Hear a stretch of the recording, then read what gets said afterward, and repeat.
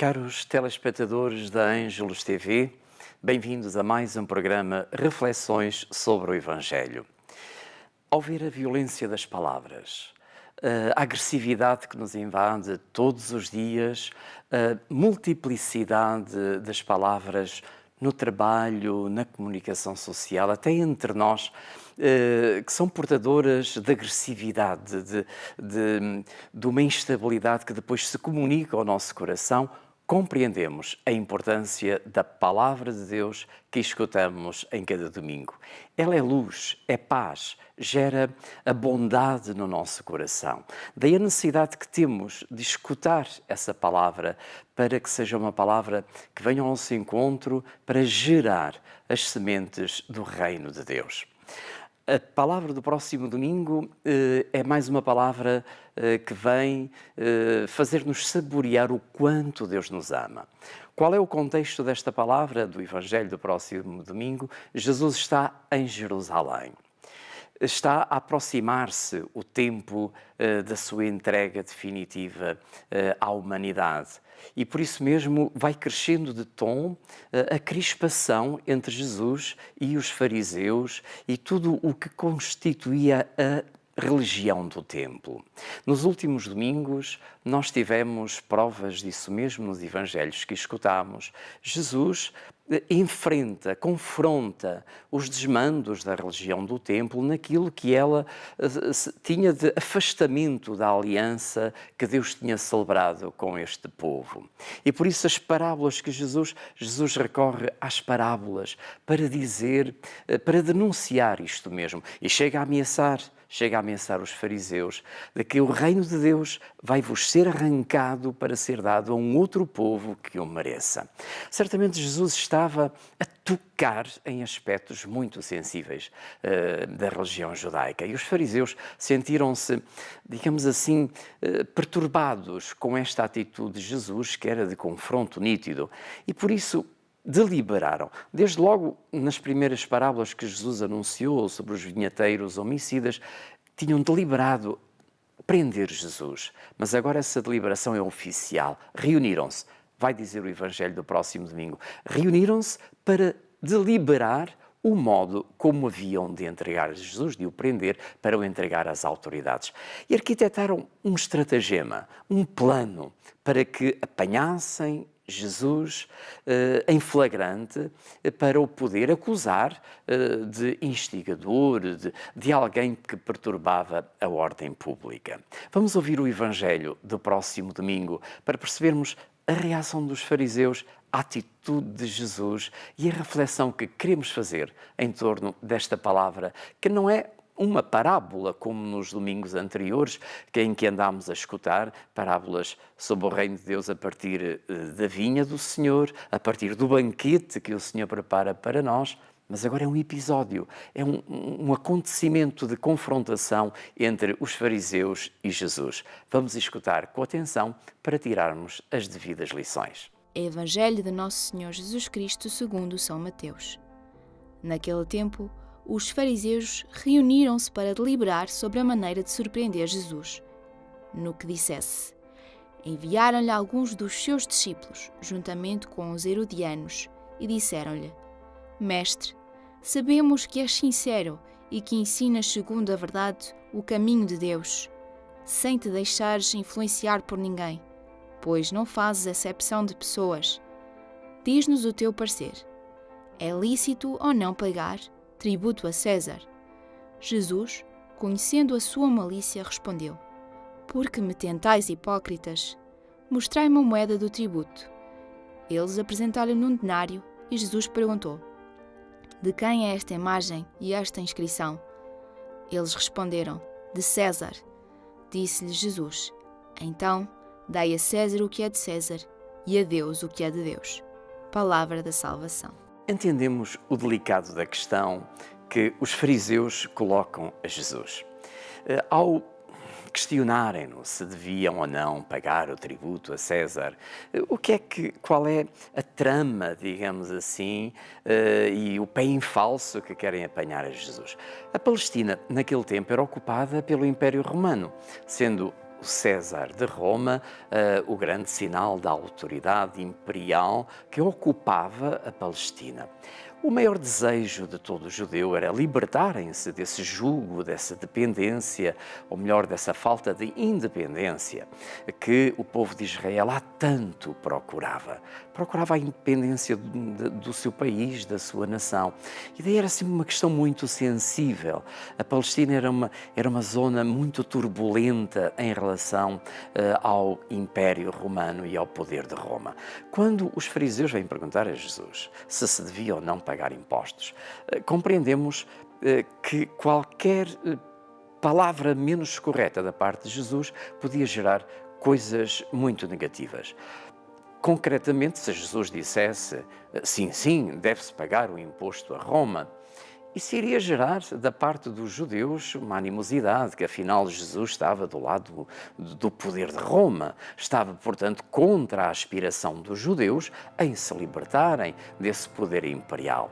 Se porventura Jesus dissesse não, a Roma não se deve pagar impostos, então Jesus estava a ir contra a lei, estava a ser, digamos, um instigador da ordem pública e facilmente, quer de uma maneira ou de outra, Jesus poderia ser acusado de prevaricar contra a ordem pública, de ir contra os poderes instituídos. Os dois poderes, o poder espiritual, religioso e o poder de Roma. A reação de Jesus, digamos, é inesperada para os judeus. Jesus percebeu, diz Mateus no Evangelho, percebeu rapidamente a malícia do coração dos fariseus. E por isso Jesus responde, como escutámos no Evangelho: dai-me uma moeda, mostrai-me um denário. Deram a Jesus um denário. E de quem é esta efígie, esta imagem que está na moeda e qual é a inscrição? É de César. Então dai a César o que é de César e dai a Deus o que é de Deus. Respondendo desta maneira, Jesus mantinha a sua independência. A independência face aos dois poderes, porque, por um lado, não se imiscuía nos poderes de Roma, nem nas obrigações para com Roma, mas, ao mesmo tempo, também se demarcava da religião do tempo. E, precisamente, ao dar esta resposta, Jesus coloca-se no coração da sua missão, que é aquilo que interessa a Jesus.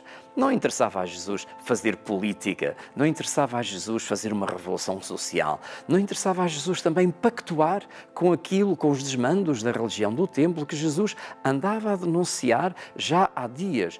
Jesus esteve em Jerusalém, antes da Páscoa, há alguns dias, e, portanto, esses dias foram dias de anúncio, de confrontação. Jesus não fugiu do coração da sua missão, que no fundo é isto, é fazer acontecer o reino de Deus no coração da humanidade. A única preocupação de Jesus é esta. Não é propriamente pactuar com os interesses, com os jogos políticos, político-religiosos. Havia muita confusão em Jerusalém em relação à promiscuidade destes dois poderes. Jesus mantém a sua independência, porque o que ele quer, no fundo, é fazer vingar a sua missão, que é esta: fazer acontecer o reino de Deus no coração da humanidade e no coração de cada um de nós. Então o Evangelho, a boa nova de Jesus, não está presa a nenhum espartilho humano. O reino de Deus é uma iniciativa genuína do coração amoroso do nosso Deus, que nos ama de maneira incondicional e que se ajusta a todos os contextos. O amor de Deus não está preso a nenhum poder, a nenhuma política, a nenhuma nação, a nenhum povo, a nenhum hemisfério. Também não está preso sequer aos aspectos religiosos, sobretudo quando esses aspectos religiosos, como era o caso do templo, viviam tempos de perturbação e de infidelidade a grandes aspectos da aliança que Deus tinha firmado com este povo. Por isso Jesus queria fazer vingar. Eu não vim para isso. Eu não vim para me ligar a esses poderes. Vim para manifestar o reino de Deus. A religião de Jesus é a religião do amor que está para além dos esforços humanos e nos coloca no coração do nosso Deus. É sempre esta questão que está na intenção de Jesus, na sua vontade, que é precisamente de nos... Jesus veio para isto, para nos comunicar a vida de Deus, não para se imiscuir nos espartilhos humanos, nos esquemas humanos e nos jogos de poder. Jesus, por isso, reafirma a sua independência. Vem instaurar o reino do amor, um reino espiritual no coração dos homens. Então, mas podemos dizer, bom, mas então Marx tinha razão, a religião é ópio do povo, então a religião não tem a ver com a prática social, a religião não tem a ver com a vida concreta, a religião a religião que Jesus veio trazer é unicamente um bem espiritual e nada mais. Nada disso, tudo ao contrário. É que quando deixamos que a verdade de Deus atue no nosso coração, quando deixamos que o seu Espírito nos ilumine, então o que acontece, o fruto de tudo isso é que seremos bons cidadãos, saberemos cumprir os nossos deveres, saberemos comprometer-nos com a realidade social, com os imperativos sociais que muitas vezes nos obrigam a tomar atitudes, a tomar decisões, mas iluminados por esta luz que vem de Deus, pelos critérios do reino de Deus que acontecem no nosso coração. Mas se esses critérios acontecem, seremos também pessoas religiosamente mais purificadas. A religião não pode ser um esquema de poderes humanos e uma intriga de poderes. A religião tem que ser o reino do amor de Deus no nosso coração. E por isso deixarmos-nos iluminar pela luz de Jesus. Isso vai significar, por um lado, darmos a César o que é de César, isto é, sermos bons cidadãos, termos bons princípios de civilidade, de cidadania, tudo isso é iluminado pela mensagem do Evangelho. Mas, ao mesmo tempo, seremos pessoas religiosas, não de maneira distorcida, não de maneira intimista, não de maneira desvinculada dos outros, mas segundo os critérios do amor ao próximo, do mandamento novo que Jesus veio instaurar. A resposta de Jesus, diz o Evangelho de Mateus, deixou os fariseus maravilhados e foram-se embora. Não foi desta vez ainda que Jesus foi apanhado em falso, digamos assim, não seria nunca.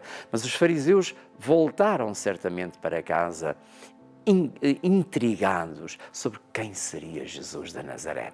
É esta sabedoria que os tempos do mundo hoje precisam, que nós precisamos. Esta luz que faz de nós pessoas verdadeiramente autênticas, segundo critérios da verdade. O mundo de hoje facilmente distorce a nossa dimensão de pessoa, torna-nos indivíduos, torna-nos individualistas, torna-nos fechados em nós mesmos e depois, muitas vezes, transmitimos para a nossa convivialidade a agressividade, sentimentos azedos. Como diria o Papa Francisco, ficamos envinagrados porque não temos a luz no nosso coração. Não chega a ser indivíduo com direitos, é preciso sermos pessoas. E seremos pessoas, quanto mais o amor de Deus semeado no nosso coração nos fizer sentir irmãos com os irmãos, para que a religião e a nossa forma de estar na sociedade sejam um caminho de luz, um caminho luminoso que nos faça abraçar a mensagem de Deus e abraçar os irmãos. Estes dois abraços que depois são um só. Não é possível abraçar a Deus sem abraçar o próximo. Não é possível viver, digamos assim, preceitos religiosos sem ser iluminado interiormente pelo amor que Deus semeia no nosso coração. Essa é a missão de Jesus. Por isso, este Evangelho desafia-nos a isto. Até que ponto, na minha vida social, na minha vida em sociedade, na minha vida como pessoa de fé, na minha comunidade, até que ponto eu me deixo, antes de mais, iluminar pela luz que vem de Deus. Seria um contrassenso encontrar alguém que se diga muito religioso, cumpridor de todos os preceitos e depois um mau cidadão. Seria também um contrassenso imaginar que alguém possa ser um bom cidadão se não se deixar iluminar pelos valores da verdade, da justiça, que esses valores que bebemos na mensagem do Evangelho e que depois nos devem potenciar a construir um mundo mais humano, mais fraterno. Jesus purifica as duas coisas. Purifica a religião, purifica o nosso viver em sociedade e convida-nos a uma fé autêntica. Esta é a mensagem do Evangelho do próximo domingo e queira Deus que nos deixemos interpelar por este desafio que Jesus nos faz para sermos cada vez mais, estabelecermos esta rede de amor entre todos nós que faça acontecer no coração da humanidade o reino de Deus. Caros telespectadores da Ângelos TV, vamos deixar que esta palavra nos toque profundamente. Não deixemos que ela passe ao lado, não deixemos que ela nos seja estranha. Pelo contrário, deixemos-nos revigorar, transfigurar por ela, para que assim sendo possamos escutar cada vez mais os ensinamentos de Jesus como um autêntico desafio de santidade e de salvação. Até para a semana, se Deus quiser.